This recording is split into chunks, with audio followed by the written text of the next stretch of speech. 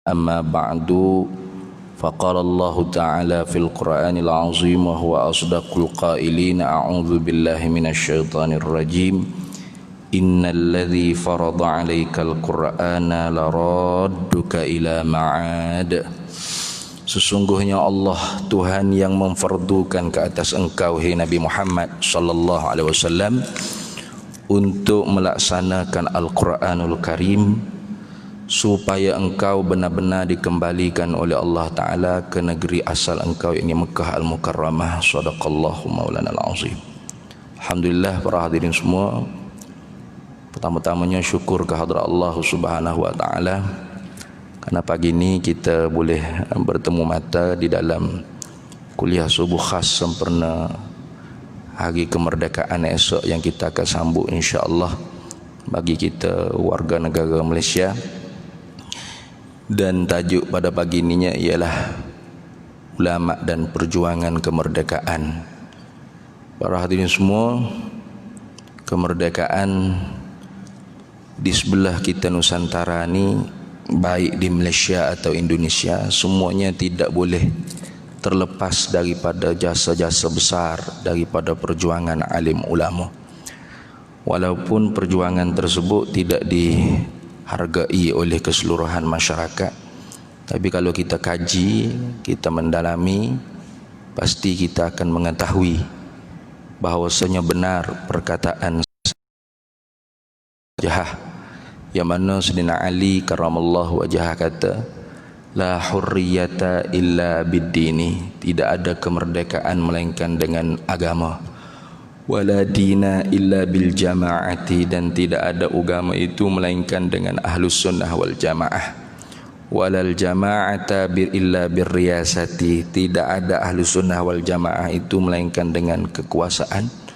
Walal riyasata illa bil ilmi, dan tidak dapat kekuasaan itu melainkan dengan ilmu. Wala ilma illa bil ulama'i, dan tidak akan dapat mencapai ilmu itu melainkan dengan sebab ulama'. Artinya la hurriyata illa bil ulama'i, tidak mencapai kemerdekaan itu melainkan dengan alim ulama. Tetapinya oleh kerana barangkalinya anak-anak kita pun lupa, kita sendiri pun lupa siapa-siapakah saja ulama yang berjasa di dalam kemerdekaan tanah Melayu kita, daripada awal sampai akhir senantiasa memberi irsyad. Dia panggil irsyad, artinya petunjuk kepada orang yang digelarkan bapa kemerdekaan, iaitu Tunku Abdul Rahman, iaitu seorang ulama yang barangkalinya kalau kita tanya mungkin ramai yang tak kenal. Kalau tanya nama kenal ke tak Syekh Abdullah bin Ibrahim atau Tuan Guru Haji Abdullah Fahim, ramai tak kenal. Tapi kalau tanya Syekh Yusuf Qaradawi, kenal, semuanya kenal.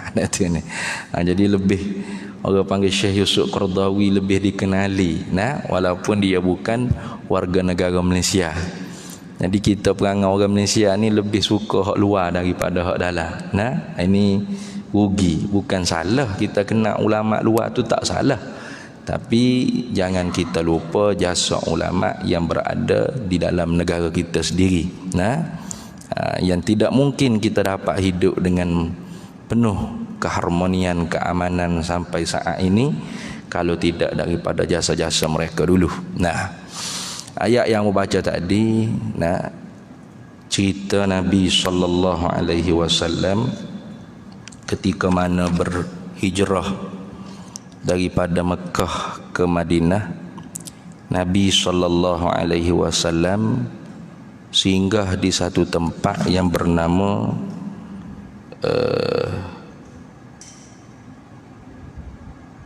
Jihafah, atau dalam riwayat lain Juhaifah. Ketika mana Nabi sallallahu alaihi wasallam tinggal Mekah tu, Nabi sebut ma atyabaki min baladin wa ahabbaki ilayya walaula ma atyabaki min baladin wa ahabbaki ilayya walaula anna qaumi akhrijuni minki ma sakantu ghairaki. Ketika mana Nabi SAW nak tinggal Mekah Al-Mukarramah, Nabi sebut sepatah ma atyabaki min baladin. Mekah ni, hei Mekah, mulah seharum-harum negeri, sebaik-baik negeri. Tengok Nabi SAW. Begitu sekali orang panggil cinta kepada tanah air dia, negara dia. Bahkan ketika mana Nabi itu budak umur 20-an, pernah bersama-sama dengan kafir Quraisynya keluar daripada Mekah untuk mempertahankan Mekah. Pernah berperang ketika mana belum jadi Nabi lagi, untuk Mekah Al-Mukarramah. Dan bagai-bagai jasa lagi lah Nabi SAW untuk Mekah Al-Mukarramah. Maka kerana tu Nabi kata, mulahi Mekah tanah air yang terbaik. Wa ahabbaki ilayya, negeri yang paling aku cintai. Sehingga Nabi kata, walaula anna qaumi akhrijuni minki, jikalau tidak bahawa kaumku yang mengeluarkan aku daripada engkau wahai Mekah, masakantu ghairaki, nescaya tidak aku tinggal selain daripada engkau wahai Mekah. Bila sampai ke negeri yang bernama, satu tempat yang bernama Juhaifah atau Jihafah, Nabi SAW menangis. Ini cerita sababun nuzulul ayah. Nabi SAW menangis. Lalu turun Jibril alaihi salam, tanya kepada Nabi, atashtaqu ila baladika ya Muhammad, apakah engkau rindu kepada negeri engkau Mekah wahai Nabi Muhammad sallallahu alaihi wasallam? Maka pun Nabi SAW jawab, ya wahai Jibril, aku rindu kepada Mekah Al-Mukarramah. Belum sampai lagi ke Madinah ni. Belum sampai lagi ke Madinah tu Rasulullah kata rindu ke Mekah sehingga menangis, sehingga keluar air mata. Lalu Jibril pun cerita, kata Allah Ta'ala suruh royak kepadamu hai Nabi Muhammad. Allah Ta'ala kirim ayat, innalladzi farada alaikal qur'ana, sesungguhnya Allah, innalladzi ay innallahalladzi, sesungguhnya Allah lah Tuhan yang farada alaikal qur'ana, yang telah memperwajibkan atas engkau wahai Nabi Muhammad untuk melaksanakan Al-Quran. La radduka ila ma'adin ay Makkah, supaya engkau benar-benar dikembalikan oleh Allah ke negeri asal engkau Mekah Al-Mukarramah. Bila dengar ayat tersebut, Rasulullah fatabassama Rasulullah sallallahu, Rasulullah tersenyum. Artinya Rasulullah faham berita gembira yang disampaikan oleh Jibril alaihi salam, bahawasanya satu masa nanti Rasulullah akan kembali ke Mekah Al-Mukarramah, ke negeri kelahiran Nabi sallallahu alaihi wasallam. Kemudiannya di dalam tafsir Ruhul Bayan, dalam tafsir Ruhul Bayan, ulama dia sebut dalam mentafsirkan ayat ni, dia kata wa fi tafsiril ayati, dan di dalam mentafsirkan ayat ini isyaratun, ada isyarah. Isyarah ni artinya i'lamun bi khafiyin, pemberitahuan daripada Allah secara halus. Apa Allah Ta'ala nak bagi tahu daripada ayat tadi? Ila anna hubbal watani minal imani, kepada bahawasanya hubbul watan, cintakan kepada tanah air. Ini dia panggil semangat kebangsaan, semangat nasionalisme. Minal imani ialah sebahagian daripada iman. Jadi sebab tu kita biasa dengar perkataan ulama yang menyebut hubbul watani minal iman. Cintakan negara ataupun cintakan tanah air ataupun kebangsaan, selalu senang, ataupun nasionalisme, itu bahagian daripada iman. Ini di dalam Al-Quranul Karim. Begitu juga dalam hadis Sahih Bukhari, diceritakan oleh para sahabat, kana idza qadima min safarin fanazara ila judranil madinati awda'a rahilatahu wa in kana ala dabbatin harrakaha min hubbiha, rawahul Bukhari. Nabi ini apabila sampai daripada bermusafir ke mana-mana, bila sampai ke Madinah, Nabi ini akan menilik kepada dinding-dinding, tembok-tembok Madinah. Tilik itu dengan penuh, orang panggil memori, dia panggil emosi. Nah itu, sehingga Nabi memecukkan tunggangan Nabi sallallahu alaihi wasallam min hubbiha, kerana cintakan Madinah Al-Munawwarah. Imam Ibn Hajar Al-Asqalani dalam syarah Sahih Bukhari, ya, dia tulis kitab Fathul Bari, syarah bagi Jami' Sahih Bukhari. Ibn Hajar Al-Asqalani kata, wa fil hadisi dalalatun, di dalam hadis tersebut tadi ada beberapa petunjuk, dalil dia panggil, ala fadlil Madinati, pertamanya menunjuk di atas kelebihan negeri Madinah. Yang keduanya wa ala masyru'iyati hubbil watani wa hanini ilaihi, dan yang keduanya dalil yang menunjukkan di atas disyariat pada negara, serta rindu kepada wahanina ilaihi, dan rindu kepada negara tu. Itu artinya sebenar-benarnya semangat kebangsaan, semangat nasionalisme itu bukanlah diambil daripada mana-mana pemikiran luar daripada kerangka Islam. Tidak. Yang sebenarnya memang daripada ajaran agama Islam itu sendiri. Barangkalinya ustaz-ustaz kita yang mengatakan Islam tolak nasionalisme, nasionalisme kebangsaan bukan daripada Islam, ini fahaman mereka ni salah membaca sejarah. Nah, setelah mana jatuhnya khilafah Uthmaniyah di Turki, maka yang pertama-tama yang mencetuskan semangat kebangsaan Arab untuk menghancurkan khilafah Uthmaniyah itu ialah Michel Aflaq, menantu kepada Golda Meir, Perdana Menteri pertama Israel. Nah, Michel Aflaq inilah yang menubuhkan Parti Ba'ath, yang mendidik tokoh-tokoh nasionalis di Timur Tengah. Hafiz Asa apa semua tu daripada didikan daripada Michel Aflaq. Itu.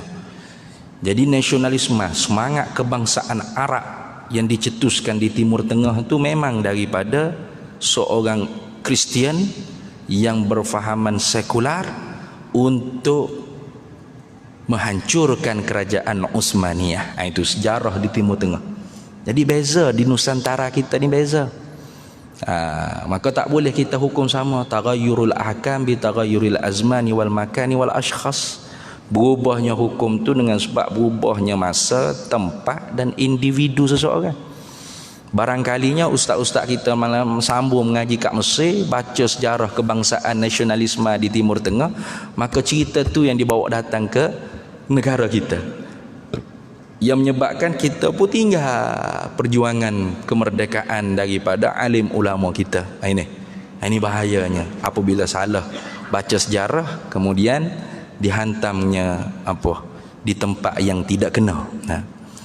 Realiti sejarah, fakta sejarahnya kita tanah Melayu ataupun rumpun Nusantara, bukan hanya tanah Melayu saja. Rumpun Nusantara ni, Fatani, Darussalam, Sumatera, tanah Melaya, Borneo, tanah Jawa, semua sekali tu. Ini dia panggil Nusantara ni, tidak pernah dijajah oleh kerajaan khilafah Utsmaniyah, tak pernah. Karena kita ni jauh. Dan kita ni mempunyai sultan-sultan tersendiri. Ada sultan-sultan sendiri, Sultan Langka, ada kerajaan Sultan Demak, ada kerajaan Sultan Fatani, ada sultan-sultan sendiri. Ada kerajaan-kerajaan Islam sendiri, dan ada duta-dutanya yang menghubung jalinan di antara Nusantara dengan khilafah Utsmaniyah. Walaupun tidak duduk di bawah rentahan khilafah Utsmaniyah, tetapi terbukti khilafah Utsmaniyah pernah membantu Aceh, pernah membantu daripada serangan Belanda kalau tak silap di Aceh, menghantar tentera. Tetapi kat saat tu pun khilafah Utsmaniyah sudah pun nazak, sakaratul maut, sakit dah masa tu. Arti nak cerita sininya, semangat kebangsaan, semangat kemerdekaan di Nusantara ni bukanlah dicetus oleh Michael Aflaq di Timur Tengah, tidak, tapi dicetus oleh alim ulama, tuk-tuk guru pondok yang ada di Nusantara ni sendiri. Gitu. Ini kita kena sedar. Siapa yang mencetuskan semangat kebangsaan, semangat kemerdekaan tu? Ulama-ulama tempatan. Bukan diambil daripada acuan daripada Timur Tengah mana, tidak. Memang ulama-ulama kita. Mereka lah yang menyuntik semangat bangsa ini untuk memperjuangkan bangsa, tanah air dan agama ni sendiri. Jadi tiga-tiga tu tak boleh lepas. Sehingga kata Ibnu Khaldun, ad-da'watud diniyah bidunil asabiyah wal wataniyah la tatimmu. Memperjuangkan keagamaan, memperjuangkan agama tanpa didasari dengan semangat ketanah airan dan kebangsaan tidak akan berjaya selama-lamanya. Memang. Agama, bangsa, tanah air ini tak boleh diasing-asing. Kita kalau bunyi bangsa ni macam layu ni, macam tak berasa nak sungguh. Ada apa kat dengan bangsa? Jangan cakap gitu. Bangsa ni ketetapan Allah, bukan pilihan kita. Bangsa ni ketetapan Allah. Orang tu beranak Cina mati Cina, beranak Melayu mati Melayu, beranak Keling mati Keling. Tak boleh nak berubah dah tengah-tengah umur dia, tak boleh. Dia tak support agama. Agama ni Allah Ta'ala bagi pilih kita. Seumpama saya buat misal semua, bangsa ni seperti cawan gelas. Air ni, agama ni seperti air. Air ni kita boleh tukar, nak air kosong ke, nak air teko ke, nak air kopi ke, tu boleh tukar. Tapi cawan tetap cawan ni. Air akan terjaga apabila cawan ni kukuh, tidak bocor, tidak retak, tidak rosak. Berarti agama akan mulia, agama akan dipandang hebat apabila bangsa tu terkuat. Gitu. Jadi agama seperti air, bangsa seperti cawan, piring tempat kita nak letak cawan ni seperti tanah air. Ini perumpamaan nak bagi kita mudah faham. Kena dijaga semua sekali. Jangan Islam saja, jangan. Islam tak tahu ke mana hala tanah air, tak tahu ke mana hala bangsa pun hina, agama turut terhina. Saudara kita Rohingya itu bukan kafir Islam, tapi kenapa seperti itu? Kerana tidak ada kekuatan bangsa, hilang keakuan tanah airnya, maka agama tu jadi nampak seperti terhina. Itu. Jadi sebab tu kita tu jangan orang panggil Islam saja. Mesti tiga-tiga elemen tadi diadun. Itulah cara ulama dulu berjuang. Itu cara ulama dulu berjuang. Kenapa ulama lah yang mencetuskan semangat kebangsaan, semangat nasionalisme? Kerananya negara kita dulu dijajah bukan oleh Khilafah Uthmaniyah. Yang menjajah kita tu Portugis, Belanda, Jepun, British. Ni popok ni hak jajah. Popok ni lah hak jajah negara kita dulu. Maka kerana tu hamba sebut tadi, yang menyuntik semangat kemerdekaan tu ialah alim ulama, tutuk guru pondok. Di dalam fakta sejarah yang tidak diungkap oleh sejarah-sejarah sekolah tak sebut ni. Ni sekolah-sekolah kita ni tak sebut, tak tahu kenapa. Pakar sejarah pun lipat juga sejarah dari sini. Lipat Kelantan panggil. Pakar sejarah hari tu dia buat forum kemerdekaan di Putrajaya. Saya pun hadir tukang baca doa, ialah dia suruh baca doa, kita baca doa. Pakar sejarah tapi tak pakar. Kenapa? Dia kata yang semangat memperjuangkan kemerdekaan ni kaum muda, dia panggil. Tak betul tu. Kaum tua ni Ahlus Sunnah wal Jamaah, tutuk guru pondok kita hak sebenarnya. Kenapa saya cakap gitu? Pertama, ketika mana kerajaan Uthmaniyah tu runtuh, Syekh Ahmad bin Muhammad Zain bin Mustafa bin Muhammad Al-Fatani, yang lebih dikenali di tanah Melayu ni dengan Tuk Faridah, kerana kitab tauhidnya Faridatul Faraid fi Ilmil Aqaid yang paling masyhur dibaca. Atau di tanah Jawanya terkenal dengan Tuan Ngawamil, kerana terkenal dengan kitabnya Tashil Nailul Amani, syarah bagi Jurjani, mengambil sumpah dengan para muridnya di hadapan Kaabah. Nah, sumpah apa?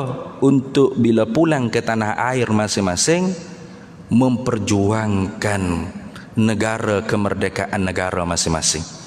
Di antara yang ada di dalam bai'ah ataupun sumpah di hadapan Kaabah ketika itu, dua orang tokoh, ramai dua orang tokoh. Seorangnya di Indonesia, namanya Hadratus Syekh Kiai Haji Muhammad Hashim Asy'ari, pendiri Jamaiyah Nahdlatul Ulama di Indonesia.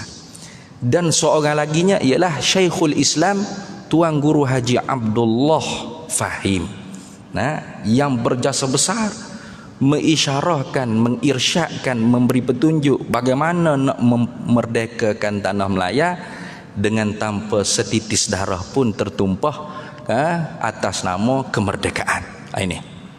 Nah, jadi itu fakta yang pertama.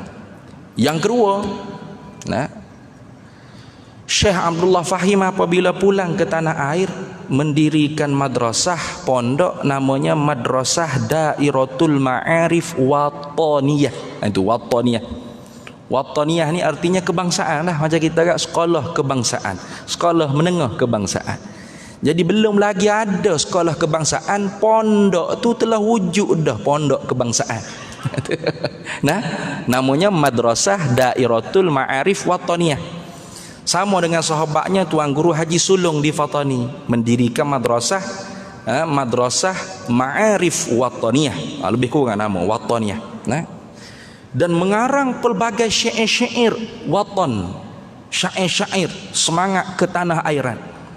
Contoh kalau di Indonesia, sahabat kepada Syekh Muhammad Hashim Asy'ari tadi, namanya Kiai Abdul Wahab Hasbullah, mengarang satu syair namanya syair Yalal Watan. Nah, Yalal Watan, Yalal Watan, Yalal Watan, hubbul watan minal iman wala takun minal hirman, inhadu yahlal watan. Biasa dengar tak? Nah, itu bukti tu, bukti bahawasanya ulama kaum tua Ahlus Sunnah wal Jamaah lah yang menyucuk, yang menyuntik semangat wataniyah, semangat ketanah airan, semangat kebangsaan, semangat nasionalisme untuk meraih kemerdekaan. Mana syair kaum muda? Ada tak? Cuba kalau ada sini datuk-datuk, profesor, doktor kau yang pakar sejarah, cuba sebut sikit. Sebabnya kalau di universiti memang selalu didengarkan kaum tua tidak berjuang kemerdekaan. Yang memperjuang kemerdekaan kaum muda, antaranya Syekh Tohir Jalaluddin, Hasan Bandung, Ustaz Ibrahim Akibi. Nah, ini fakta sejarah yang diputar belik. Nah, Tuan Guru Haji Abdullah Fahim mengarang syair namanya An-Nasyidul Watani. Biasa dengar tak? Biasa dengar tak? An-Nasyidul Watani nama syair dia. Apa? Lagu nyanyian tanah air.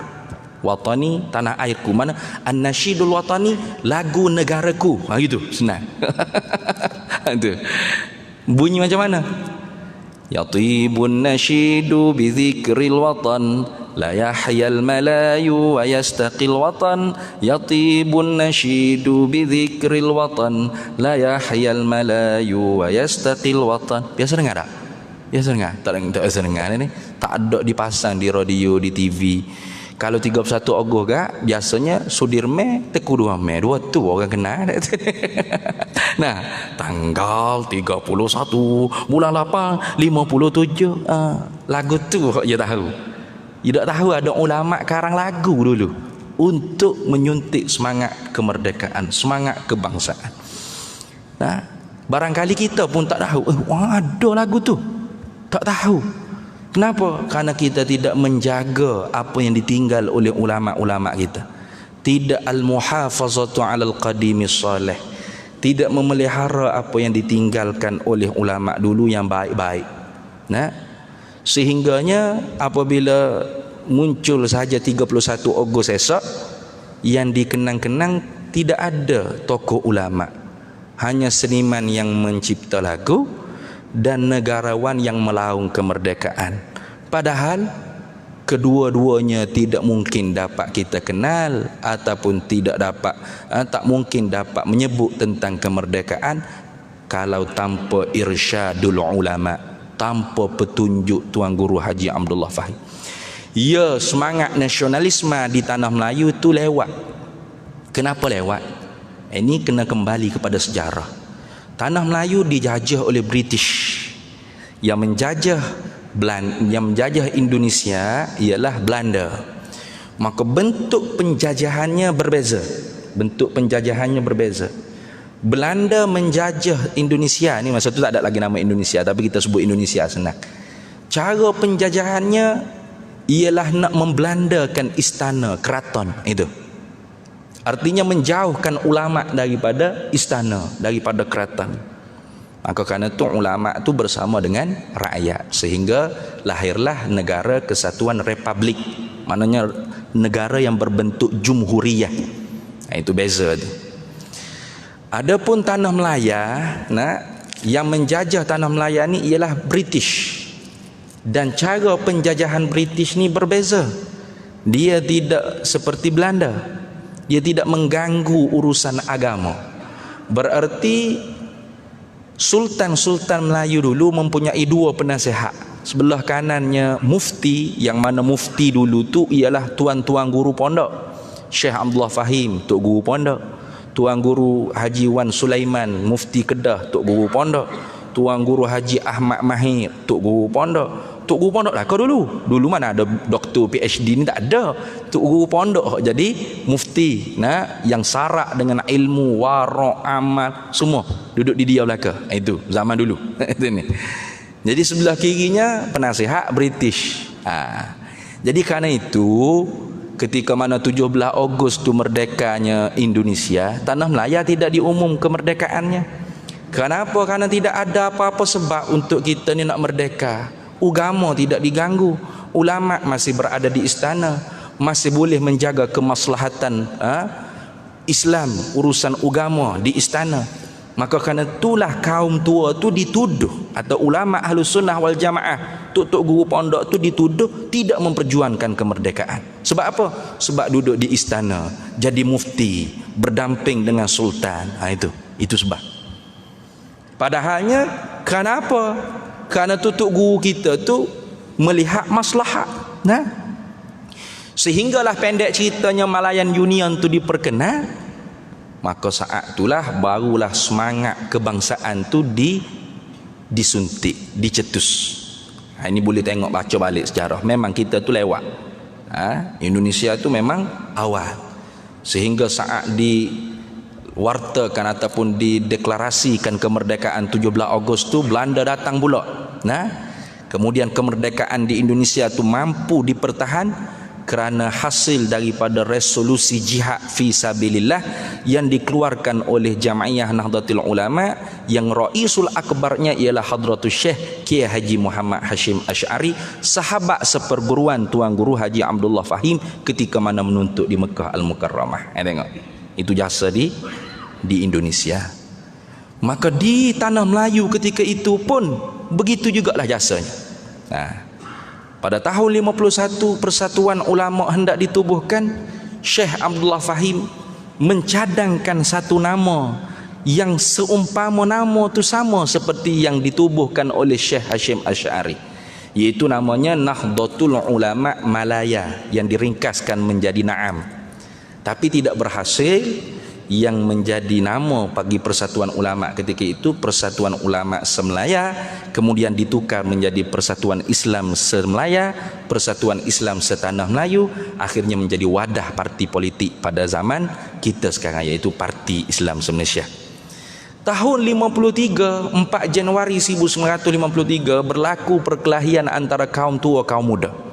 Tuan Guru Haji Abdullah Fahim tu digelar dengan bapak bid'ah dalalah, ketua ajaran sesat, ketua puak ahli bid'ah, ahli neraka, macam-macam digelar.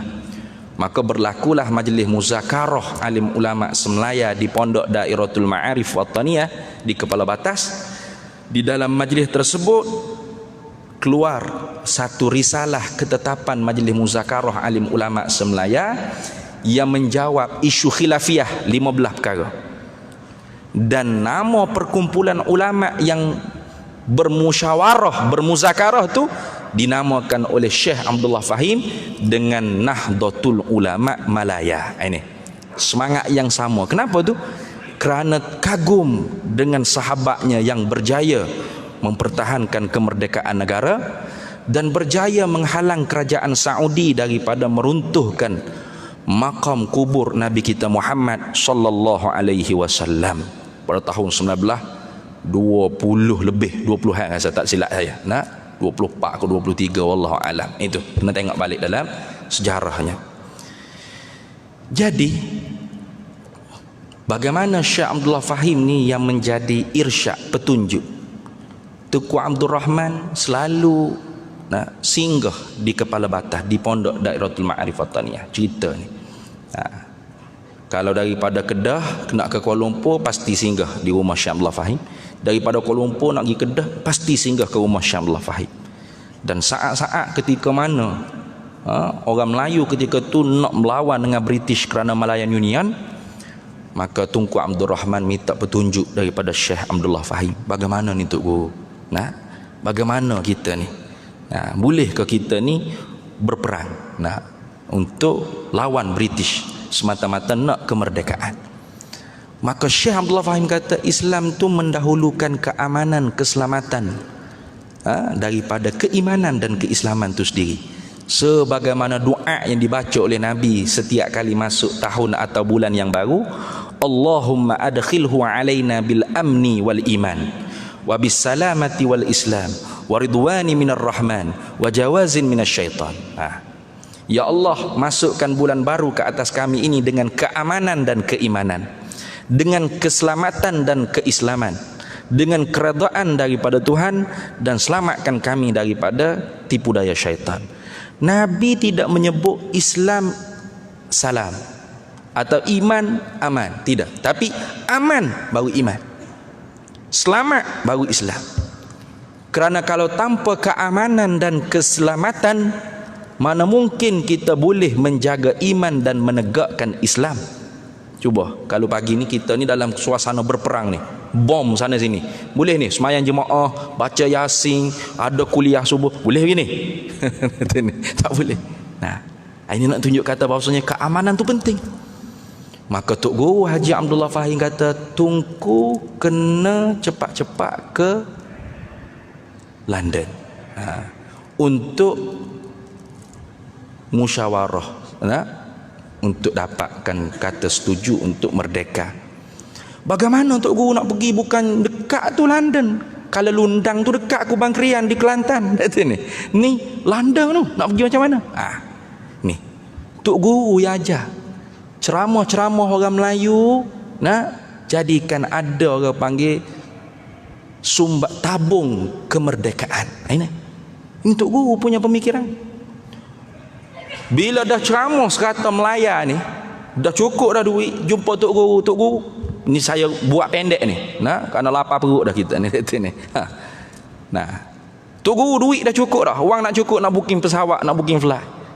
Nanti dulu cari daripada China, daripada India, wakil-wakil bangsa lain yang mereka bawa datang ke sini. Tidak mungkin kita dapat merdeka dengan mudah British nak bagi kalau kita tak boleh bertolak ansur. Ketika tu Tok Haji Abdullah Fahim tu tunjuk isyarat, dicatat oleh anak dia, Tuan Guru Datuk Haji Ahmad Al-Badawi, ayah kepada Tun Haji Abdullah, Perdana Menteri kita yang kelima. Catat bagaimana cara Syekh Abdullah Fahim tunjuk dengan jari telunjuknya British, ini Melayu, ini Cina, ini India dan bangsa-bangsa lain. Bagaimana orang panggil tiga ni boleh mengawal yang satu ni untuk mencapai kemerdekaan. Itu ditunjuk isyarat dan dicatat oleh Tok Guru Haji Ahmad Badawi. Oh gitu Tok Guru dia? Ya. Okey, cari, dapat. Nak booking flight, dah dapat dah. Nanti dulu. Jangan pergi dengan pesawat. Pergi dengan kapal layar, balik baru dengan pesawat. Itu Tok Guru punya petunjuk. Kenapa? Kerana apabila kita pergi dengan kapal layar, masa tu panjang. Dan di atas kapal itulah dibahas perlembagaan bagaimana untuk kita merdeka. Nah, tengok. Bila dah dapat capai kemerdekaan, pulang cepat-cepat. Takut apa-apa berlaku, pulang cepat-cepat. Maka pergi dengan kapal layar, balik dengan kapal terbang, dengan pesawat. Maka di atas kapal itulah dibahas perlembagaan bagaimana yang dipersetujui oleh Syekh Abdullah Fahim. Mesti 5 perkara tidak boleh diganggu gugat 2/3 majoriti parlimen. Mana? Pertama, Islam agama persekutuan. Tidak ada agama rasmi di dalam negara kita. Ini penting. Siapa kala ni pun orang hak jadi wakil rakyat masuk parlimen pun Islam agama rasmi, Islam agama rasmi. Allah bodohnya dia ni. Baca perlembagaan mana Islam agama rasmi? Tak ada dalam perlembagaan. Dalam perlembagaan negara kita tersebut, Islam sebagai agama persekutuan. Dan agama-agama yang lain boleh diamal dengan aman dan damai. Tak ada perkataan bebas tu. Ini orang panggil hebatnya Malaysia ni. Kita yang tak rasa hebat sebab kita tak tahu. Kita buta perlembagaan. Indonesia ada gitu. Indonesia ada 6 agama rasmi. Islam, Kristian, Hindu, Katolik, Buddha, Hongcu apa. Ada 6 agama rasmi. Malaysia tak ada agama rasmi. Mesti Islam agama persekutuan. Raja-raja Melayu tak boleh letak jawatan. Tak boleh. Kalau raja-raja Melayu letak jawatan, kita rakyat boleh pergi saman dengan mahkamah dunia. Siapa tahu tu? Raja-raja Melayu kena duduk balik ambil jawatan sebagai raja. Itu yang kedua. Yang ketiga, ketuanan Melayu, hak tanah. Keempat, hak keistimewaan Melayu. Yang kelima, bahasa Melayu, bahasa kebangsaan, bahasa rasmi negara. Ini 5 perkara tidak boleh diubah 2/3 majoriti parlimen. Barulah Tok Guru setuju boleh pergi. Tarikh pun tanya Tok Guru ni. Bila dah dapat merdeka, tarikh tanya Tok Guru. Tok Guru kata 31 Ogos 1957.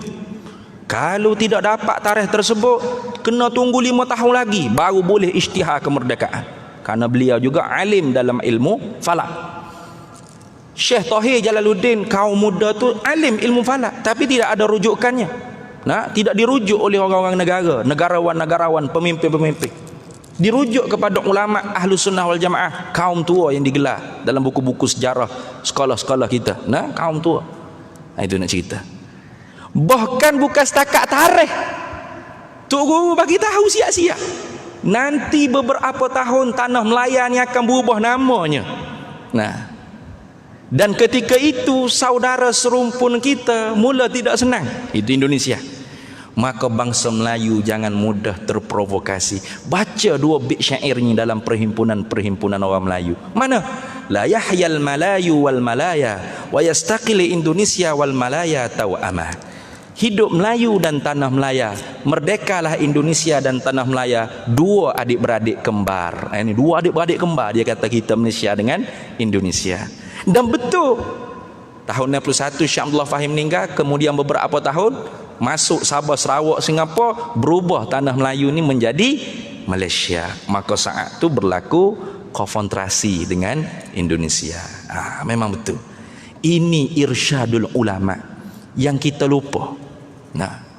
Padahal kalau tanpa beliau tidak mungkin Sudirman boleh menyanyi tanggal 31. Tak mungkin. Tak mungkin Tuku Dua Rahman ada dalam TV-TV kita pagi esok ni. Merdeka. Okay. Sayangnya jasa ulama kita tak kenang. Maka kerana itu para hadirin semua, alhamdulillah, kita di Nahdlatul Ulama Malaysia kita hidupkan kembali apa yang ditubuhkan oleh Syekh Abdullah Fahim dulu. Kita buat sebagai NGO, organisasi yang direstui oleh cucunya Tun Abdullah bin Ahmad Badawi, dan logo serta struktur organisasi direstui oleh Nahdlatul Ulama di Indonesia. Kita hidupkan kembali untuk menjaga balik jasa-jasa ulama dulu, supaya tidak hilang daripada ingatan kita dan anak cucu kita. Mudah-mudahan satu masa nanti semua rakyat Malaysia, apa saja sukunya, bangsanya, bahasanya ataupun agamanya sekalipun, akan mengenang jasa-jasa ulama-ulama dalam memperjuangkan kemerdekaan dulu. Maka pada bulan ni, alhamdulillah, Nahdlatul Ulama Malaysia ni dengan kerjasama Akademik Jawi berjaya menghasilkan satu karya. Namanya Syekh Abdullah Fahim, Ulama Ahlus Sunnah wal Jamaah dan Perjuangan Kebangsaan. Buku ni para hadirin semua boleh beli dengan Akademik Jawi. Amba tak jual dengan Akademik Jawi. Amba hanya antara penulis. Antara penulisnya amba Dr. Muhammad Aiman Al-Akiti dan saudara Muhammad Amir Ashraf daripada Akademik Jawi.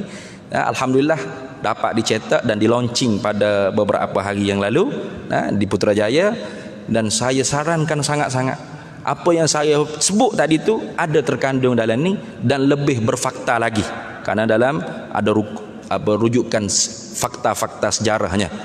Jadi kalau beli yang ni, insya-Allah akan faham apa yang Nahdlatul Ulama Malaysia yang kita hidupkan kembali, yang ditinggalkan oleh Syekh Abdullah Fahim dulu, ingin perjuangkan, ingin bawakan di tanah Melayu kita ni, di Malaysia kita ni.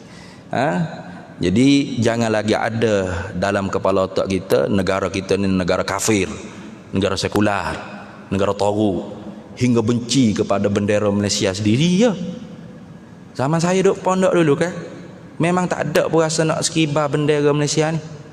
Tak ada pun pondok sambutan merdeka, tak ada. Kenapa? Kerana kuatnya kebencian ni. Sehingga dikatakan negara ni negara taghut, negara kafir, negara yang Allah teruk-teruk. Tengok bendera negara sendiri rasa benci. Siapa tahu tu?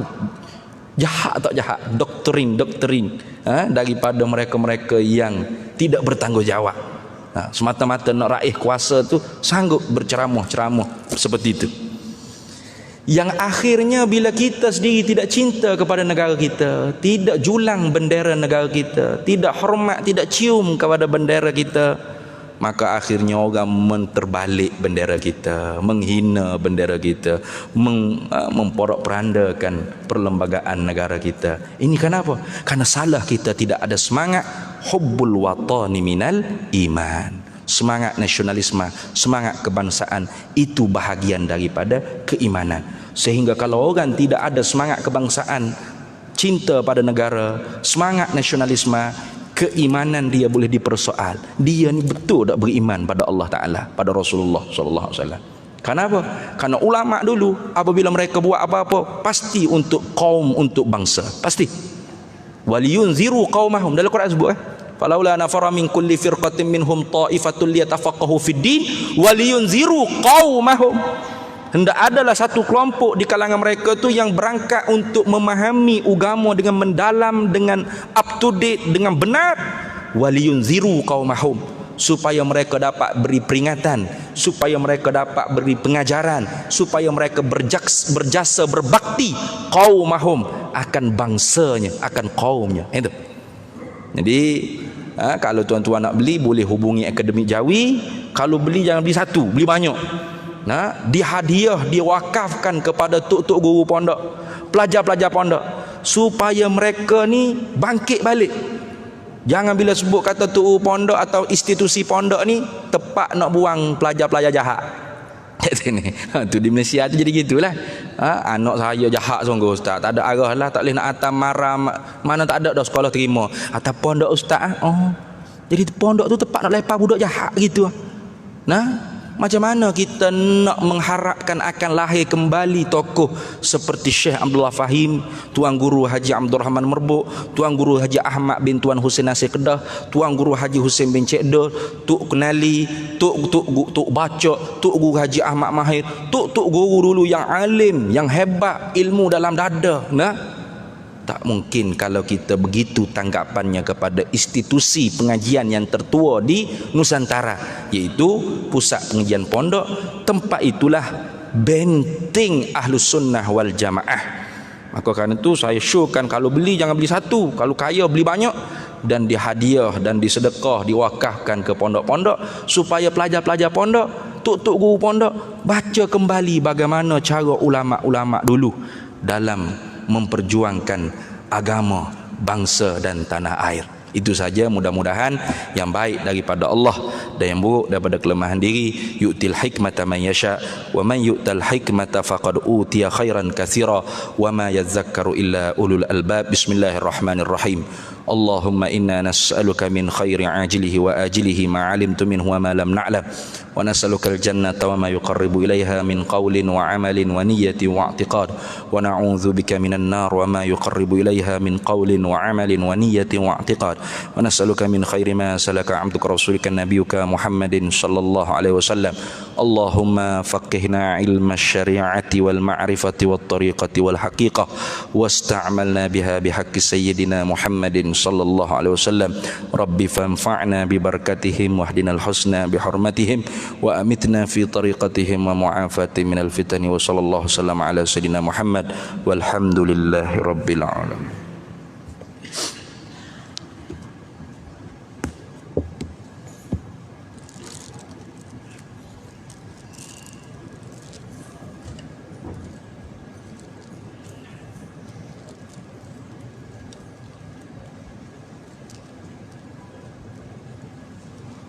Waalaikumsalam. Boleh cuba apa? Boleh tu dah. Boleh dah. Ya tak? Tak boleh lama dah mana? Tak boleh lama benar boleh cuba apa? Boleh, tapi cerita sedap boleh lama.